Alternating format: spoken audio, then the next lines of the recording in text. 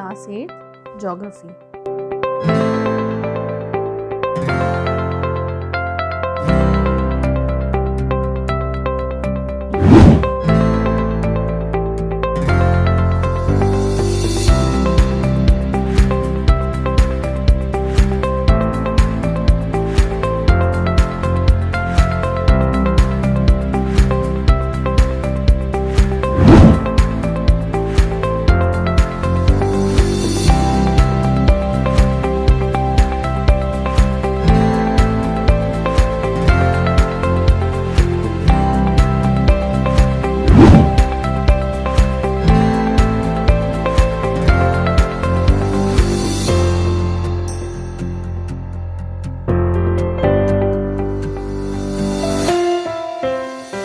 Chapter number 4: Minerals and Power Resources.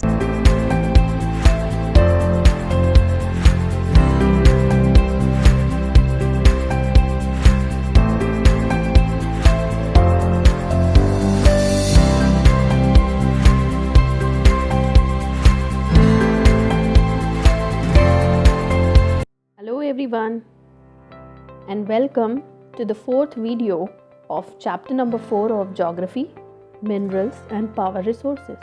Now we'll study about the different sources of energy which are in conventional form. That is, the conventional sources of energy one by one. First is coal. Coal is one of the most important mineral. It is used in the generation of thermal power. Coal was the basis for industrial revolution in Europe. This is the most important and the most abundant source of power, means it's found in large quantity. It occurs in the layers of varying thickness in sedimentary rocks. You must have seen coal.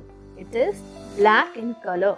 It is also used as a domestic fuel, and it is used in iron and steel industry and in the steam engines.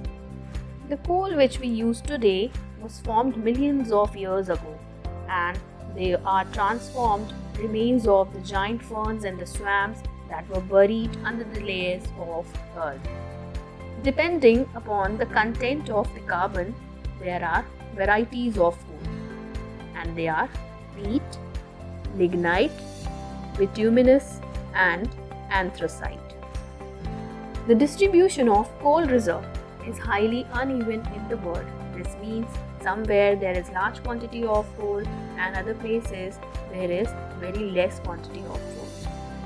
Coal is mostly found in China, USA, Russia, Ukraine, South Africa, India, Australia, Germany, UK and Canada. China is the largest producer of coal in the world. In India, out of the total reserve of the coal, 80% is found in Damodar River Valley. Some of the important areas where the coal is found, they are Jharia, Dhandbad, Girid, Bokaro and Raniganj. The next important conventional source of energy is petroleum. The word petroleum is derived from the Latin word petra, which means rock, and oleum meaning oil. Petroleum, which is also called the mineral oil, is derived from the organic minerals or materials trapped in the layers of the sedimentary rocks. It is black. It is drilled from onshore and offshore oil fields.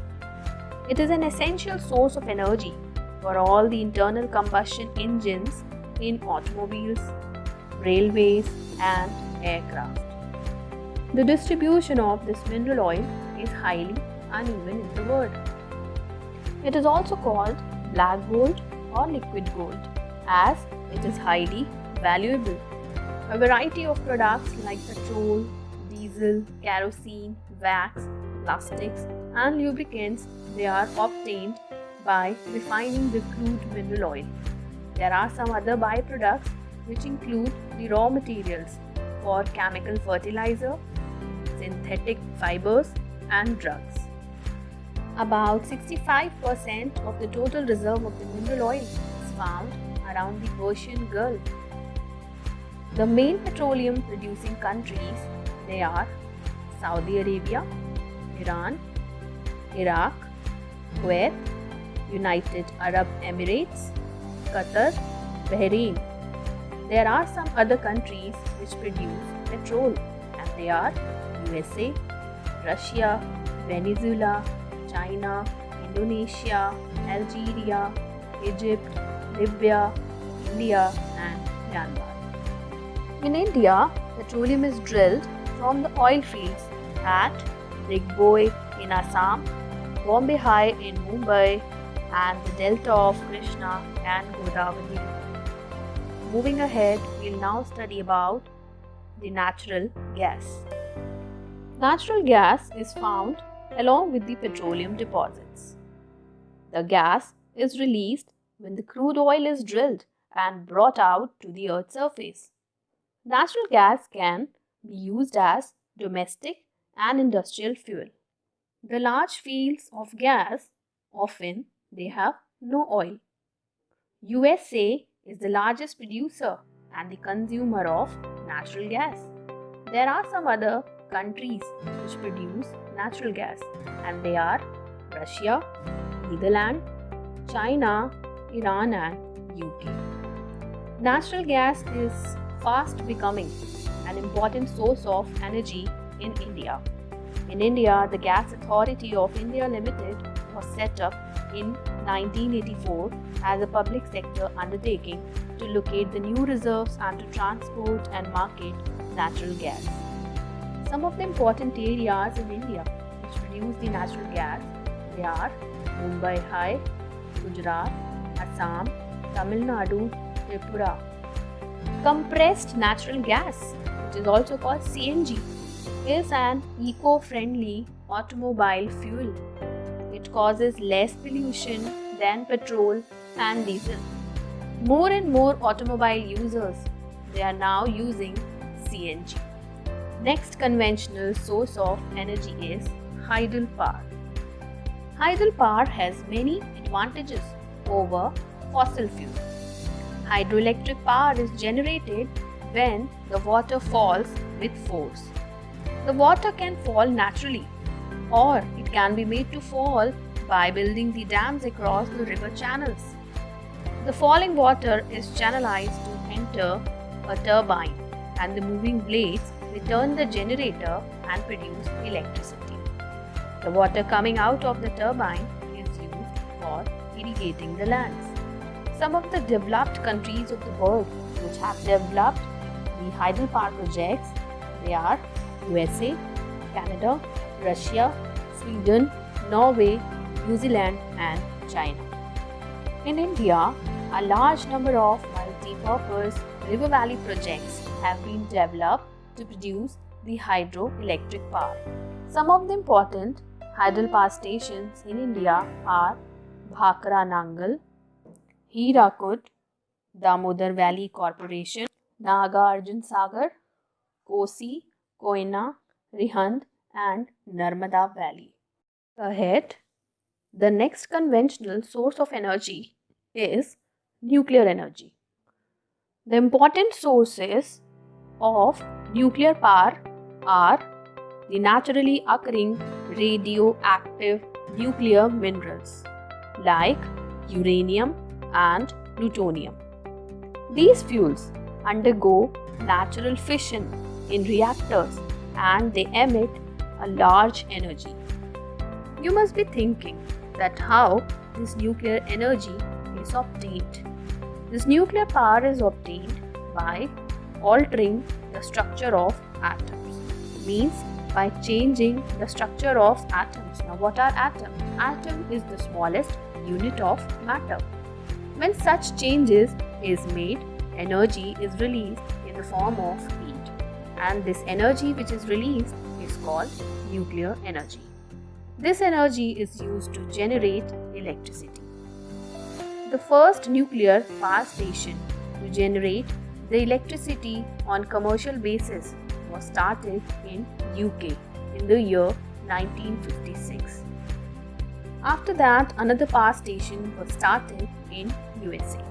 Some of the other countries which generate nuclear power, they are Japan, Germany, Russia, France, Sweden, Canada, Australia and Spain.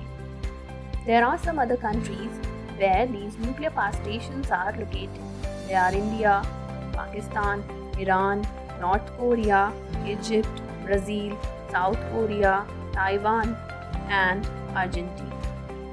In India, the main nuclear power generating stations, they are located at Tarapur, Kalpakkam, Rawatbhata, Naroda, Kirapara and Kota. Next topic is non-conventional sources. Now we'll study about the non-conventional sources one by one. The first non-conventional source of energy is solar energy. Solar energy is the energy obtained from sunlight, the places which lie in the tropical region. Solar energy is widely available there. There are two processes or the ways to tap solar energy. They are photovoltaic cells and solar thermal technology. The rays of the sun, they are trapped in photovoltaic cells and then they are converted into the electrical energy. At present, this solar energy is used in those appliances which are used for heating and cooling.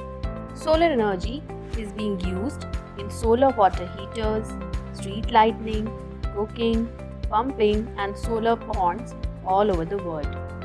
India is also making a lot of effort to use solar energy on a large scale. The next important non-conventional source of energy is wind energy. Moving air is called wind, and wind energy is pollution-free, inexhaustible source of energy. In this energy, the kinetic energy of the wind is converted into the electrical energy through turbines. In this form of source, the money is spent only at the initial stage. Once the generation of electricity starts, cost-free power is available regularly. Windmills have been used for grinding grains and lifting water since the ancient times. Wind farms with cluster of such windmills, they are located in the coastal regions and the mountain passes where strong and the steady wind blows. The first country in the world to harness wind energy with the help of windmill was Netherlands. Wind farms have also been developed in Germany, Denmark, UK, USA, Spain, China and India. Next important non-conventional source of energy is geothermal energy. Geothermal energy is the energy obtained from the earth. The hot water that gushes out through the natural geyser or the geothermal spring. This is used to produce thermal energy. Geothermal energy has been used for cooking, heating, washing and bathing for several years. USA has the world's largest geothermal power plants, followed by the other countries. Other countries are Italy, Japan, New Zealand, Russia, Turkey and India. Next form of energy is tidal energy. You must have seen the sea waves in the coastal areas. The rise and the fall of the sea water in the coastal area are called tides. The energy from the high and the low tide is used to turn the turbines and generate electricity. Tidal energy is harnessed by building dams at the narrow opening through the tidal belt of a sea. Some of the countries which have used tidal mill farms, they are Russia, France and Gulf of Kutch in India. Next source of energy is biogas. Biogas is generated from dead and decayed organic matter like dead plants, animals, animal dung, kitchen waste, etc. In biogas digesters, biowaste is decomposed by bacteria to emit biogas. This biogas or fuel is a mixture of two gases, that is methane and carbon dioxide. Biogas is an excellent fuel for cooking, domestic lighting in the rural areas and for producing the organic manure. Our country, India, is the leader in the development of this technology. China has also developed this technology. And now the last topic of the chapter, that is conservation of mineral and power resources. While we should make every effort to conserve and protect the untapped energy resources, it is equally important that we should not waste the energy that is already harnessed. It is our duty to use it frugally. It will make a difference to the world environment. Some of the important steps which are very useful to conserve the mineral and the power resources are: number 1, we should use the resources efficiently. Secondly, we should bring about an improvement in the techniques of extraction and their purification. Thirdly, the resources should be recycled. Fourth, saving mines from collapsing. And the last, use of alternative energy use resources, means the other sources of the energy should also be used in order to conserve the mineral and the power resources. If the above steps are implemented in a proper way, then surely the resources can be conserved so that we have a better economy for our future generations. So with this, we come to an end of our chapter. Hope you all have understood the chapter. Thank you.